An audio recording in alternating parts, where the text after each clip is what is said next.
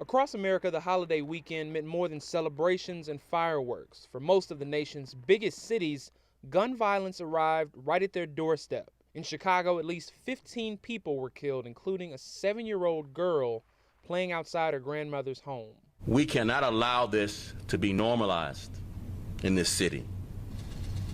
We cannot get used to hearing about children being gunned down in Chicago every weekend. More than 60 people were shot, including 11 minors just this weekend. Over the last 3 weeks, 9 children have died from gun violence. When you in this culture, there are certain coping skills and some mannerisms that you have to develop in an effort to survive. Cedric Friesen is an outreach worker with READY, a violence prevention organization in Chicago. So there's certain boundaries that I have to set. And then if you cross that, I have to follow the rules.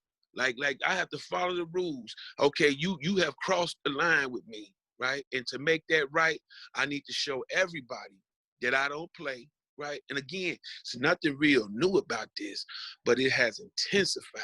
Studies show violence in large metropolitan areas tend to increase in the summer months.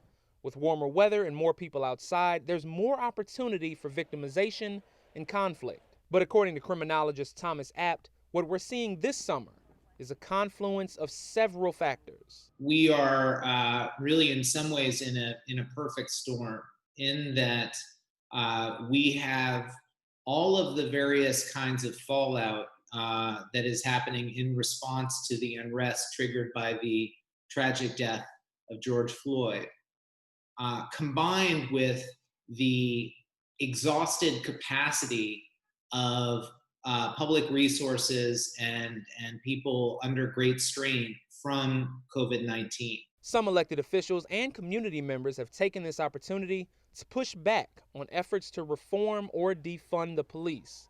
But Abt believes police mistrust is actually a big part of this spike in violence. When people lose trust and confidence in the criminal justice system, they stop using it. They stop calling 911. They stop giving information to law enforcement. Police violence is linked to and can contribute to community violence. And so one of the things that we need to understand is that if we want to keep our communities safe, we have to avoid these situations like the death of George Floyd. After 3 years of decline, shootings in Chicago are up 42% compared to 2019, and homicides have risen by 32%. Other big cities, including Minneapolis, Baltimore, and Los Angeles, have seen an uptick in violence, while lawmakers have either passed or promised major changes to the city's local police force. New York, which just cut $1 billion from the NYPD budget, has seen a 53% increase in shooting victims this year compared to last year. For people whose lives are directly impacted by this, they are impacted by both police violence and community violence, and they need relief from both. And that's really what they want. And I worry that activists and people who are traditionalists really only want to talk about one side of the equation. But if you're living this, you desperately need relief from both. Jamal Andrus, Newsy, Chicago.